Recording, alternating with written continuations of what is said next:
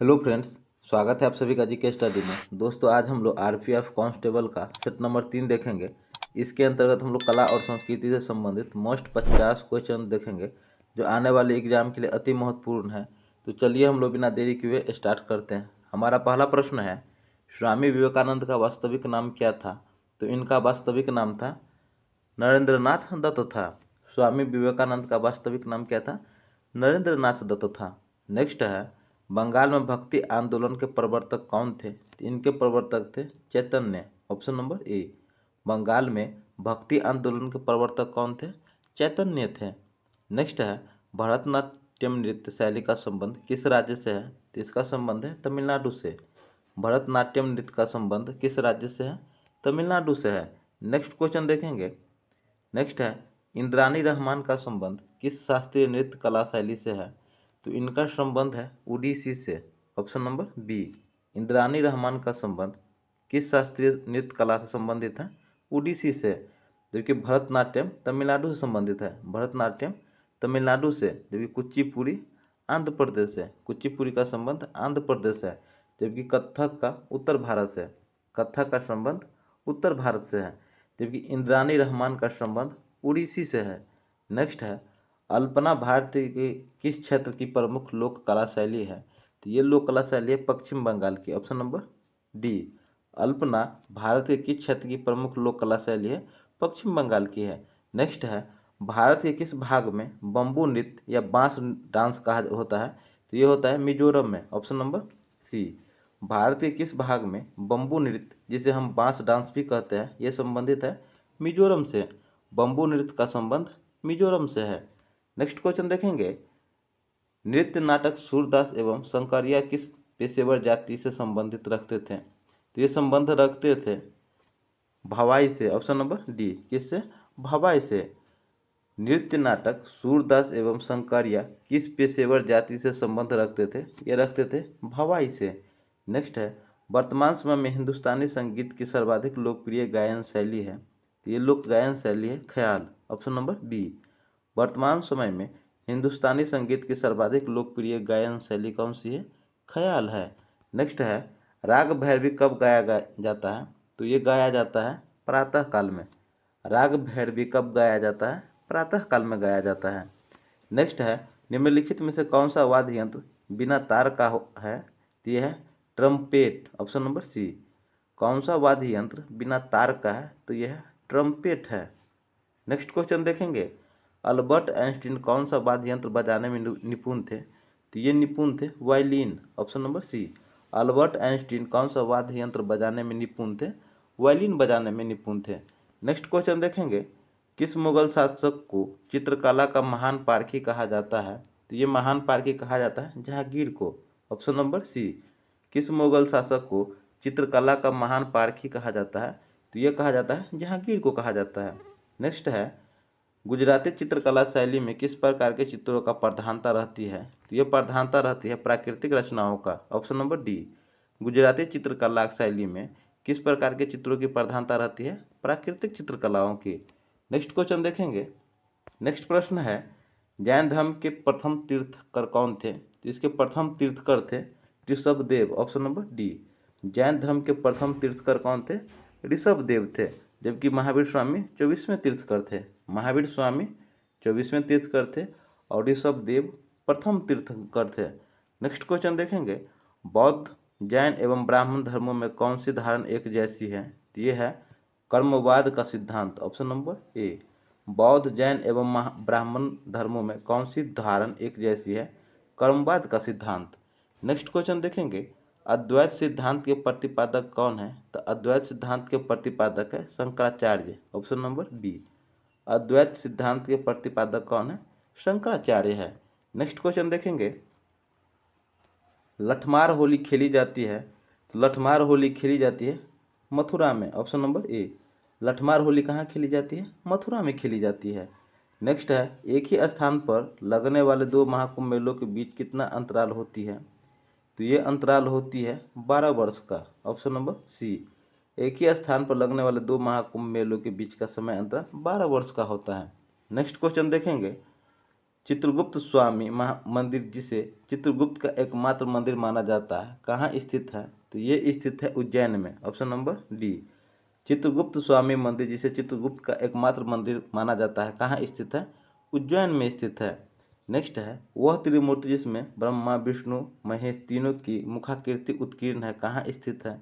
तो ये स्थित है एलिफेंटा की गुफा में। कहाँ स्थित है? एलिफेंटा की गुफा में स्थित है। नेक्स्ट क्वेश्चन देखेंगे, विख्यात पर्यटन स्थल गुलमर्ग एवं सोनमर्ग भारत के किस क्षेत्र में स्थित है? तो ये स्थित है कश्मीर में, ऑप्शन नंबर बी। गुलमर्ग एवं सोनमर्ग भारत के किस क्षेत्र में स्थित है? कश्मीर में स्थित है। नेक्स्ट है, विश्व का सबसे ऊंचा कहा जाने वाला विश्व शांति स्तूप बिहार में कहाँ स्थित है? तो ये स्थित है राजगीर में। कहाँ है? राजगीर में। विश्व का सबसे ऊंचा कहा जाने वाला विश्व शांति स्तूप कहाँ है? राजगीर में स्थित है। नेक्स्ट क्वेश्चन देखेंगे, कंबोडिया में भारतीय स्थापत्य कला का एक उत्कृष्ट नमूना कौन सा है? तो ये नमूना है अंकोर वाट का मंदिर, ऑप्शन नंबर डी। कंबोडिया में भारतीय स्थापत्य कला का उत्कृष्ट नमूना निम्न से कौन सा है? अंकोर वाट का मंदिर। जबकि बोरोबुदुर का मंदिर इंडोनेशिया में है। बोरोबुदुर का मंदिर कहाँ है? इंडोनेशिया में है। नेक्स्ट क्वेश्चन देखेंगे, भारत महोत्सव की शुरुआत किस वर्ष हुई? इसकी शुरुआत हुई थी 1982 में, ऑप्शन नंबर सी। भारत महोत्सव की शुरुआत किस वर्ष हुई थी? 1982 में। भारत महोत्सव की शुरुआत 1982 में। भारत की प्राचीन भाषा कौन सी है? ये प्राचीन भाषा है प्राकृतिक, ऑप्शन नंबर बी। भारत की प्राचीन भाषा कौन सी है? प्राकृतिक है। नेक्स्ट प्रश्न देखेंगे, पंजाबी भाषा किस लिपि में लिखी जाती है? तो ये लिखी जाती है गुरुमुखी लिपि में, ऑप्शन नंबर बी। पंजाबी भाषा किस लिपि में लिखी जाती है? गुरुमुखी लिपि में। नेक्स्ट क्वेश्चन देखेंगे, दूरदर्शन से रंगीन कार्यक्रमों की शुरुआत कब से हुई? तो इसकी शुरुआत हुई थी 1982 से, ऑप्शन नंबर सी। दूरदर्शन से रंगीन कार्यक्रम की शुरुआत कब से हुई?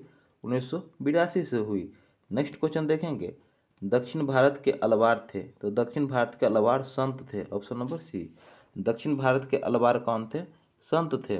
नेक्स्ट क्वेश्चन देखेंगे, सुप्रसिद्ध उर्दू शायर मिर्जा गालिब कहाँ का मूल निवासी था? तो ये था आगरा का, ऑप्शन नंबर ए। सुप्रसिद्ध उर्दू शायर मिर्जा गालिब कहाँ का मूल निवासी था? आगरा का था। नेक्स्ट है, निम्नलिखित में से कौन सा देव नृत्य है? तो देव नृत्य मोहिनी अट्टम है। कौन सा एक देव नृत्य है? तो देव नृत्य मोहिनी अट्टम है। मोहिनी अट्टम का संबंध केरल से है। मोहिनी अट्टम केरल से। जबकि कुचिपुड़ी आंध्र प्रदेश। कुचिपुड़ी का संबंध आंध्र प्रदेश से। कथकली का संबंध केरल से। कथकली और मोहिनी अट्टम का संबंध केरल से, जबकि कुचिपुड़ी का संबंध आंध्र प्रदेश से और भांगड़ा का संबंध पंजाब से है। नेक्स्ट है, झावेरी बहनों का संबंध शास्त्रीय नृत्य की किस वाद विद्या से है? तो झावेरी बहन का संबंध मणिपुरी से है, ऑप्शन नंबर बी। झावेरी बहनों का संबंध शास्त्रीय नृत्य की किस विद्या से है? मणिपुरी से है।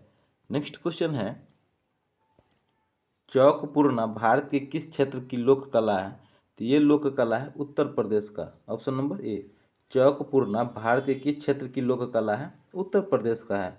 नेक्स्ट है, प्रसिद्ध गायिका पनीजा मसानी किस गायिका से संबंधित है? तो ये संबंधित है गजल गायकी से, option number b. Pinaz Masani किस गायिका से संबंधित है? गजल गायिका से। नेक्स्ट है, निम्नलिखित में से कौन तंत्री वाद्य यंत्र है? तो तंत्री वाद्य यंत्र है संतूर। निम्नलिखित में से कौन तंत्री वाद्य यंत्र है? तो तंत्री वाद्य यंत्र कौन सा है? संतूर है, option number D. Next question देखेंगे, मधुबनी लोक कला किस राज्य से संबंधित है? तो ये संबंधित है बिहार से। मधुबनी लोक कला किस राज्य से संबंधित है? बिहार से संबंधित है। नेक्स्ट क्वेश्चन देखेंगे, प्रसिद्ध चित्र मोनालिसा किसने चित्रित किया है? तो ये चित्रित किया है Leonardo da Vinci, option number D. प्रसिद्ध चित्र मोनालिसा किसने चित्रित किया है? लियोनार्डो द विंची किया है। नेक्स्ट है, सबसे प्राचीन वेद कौन सा है? तो ये वेद है ऋग्वेद, ऑप्शन नंबर ए। सबसे प्राचीन वेद कौन सा है? ऋग्वेद है।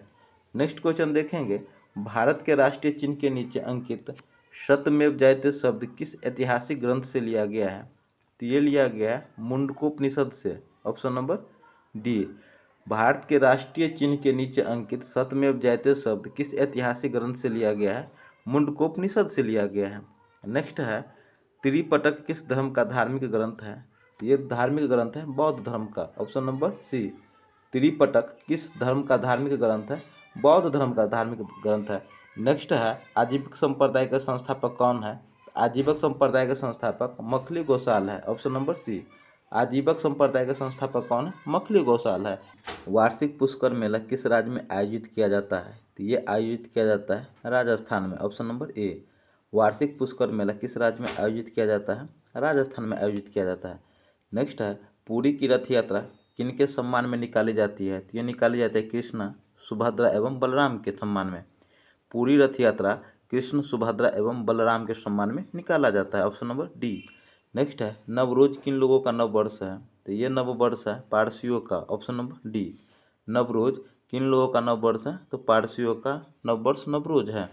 नेक्स्ट प्रश्न देखेंगे दिलवारा मंदिर निम्नलिखित में से कहाँ स्थित है? तो ये स्थित है माउंट आबू में। Option number B. दिलवारा मंदिर निम्नलिखित में से कहाँ स्थित है? माउंट आबू में स्थित है। नेक्स्ट है बरौली के मंदिर किस मंदिर शैली से संबंधित है? तो ये संबंधित है बेसर शैली से। ऑप्शन नंबर सी। बरौली के मंदिर बेसर शैली से संबंधित है। नेक्स्ट है कौन सा स्थान भारत का स्विट्जरलैंड कहलाता है? तो भारत का स्विट्जरलैंड कहलाता है कौसानी। ऑप्शन नंबर ए। कौसानी भारत का स्विट्जरलैंड कहलाता है। नेक्स्ट प्रश्न देखेंगे भारत में प्राचीनतम तारामंडल गृह है। तो प्राचीनतम तारामंडल गृह कौन सा है? यह है कोलकाता। ऑप्शन नंबर ए। भारत में प्राचीनतम तारामंडल गृह कौन सा है? कोलकाता है। नेक्स्ट है मुस्लिमों का पवित्र शहर मक्का किस देश में है? तो यह सऊदी अरब में। Option number D. मक्का शहर किस देश में है? सऊदी अरब में है। नेक्स्ट प्रश्न देखेंगे। नेक्स्ट है निम्नलिखित में से किसे विश्व कला संग्रहों का भंडार कहा जाता है? तो ये कहा जाता है सलारगंज संग्रहालय को। Option number D. निम्नलिखित में से किसे विश्व कला संग्रहों का भंडार कहा जाता है? विश्व कला संग्रहों का भंडार सलारगंज संग्रहालय को कहा जाता है। किसको? सलारगंज संग्रहालय को कहा जाता है। नेक्स्ट है निम्नलिखित में से कौन से राज्य ने उर्दू को अपनी सरकारी भाषा के रूप में स्वीकृति प्रदान की है? तो ये किया है Jammu Kashmir. Option number D. निम्नलिखित में से कौन सा राज्य ने उर्दू को अपनी सरकारी भाषा के रूप में स्वीकृति प्रदान की है? तो ये प्रदान किया है जम्मू कश्मीर। तो दोस्तों हमारा 50 क्वेश्चन का सेशन कंप्लीट हुआ। ये सेशन आपको कैसा लगा हमें कमेंट करके जरूर बताइएगा, और इस 50 में से आपका कितना सही हुआ ये भी हमें कमेंट करके बताइएगा।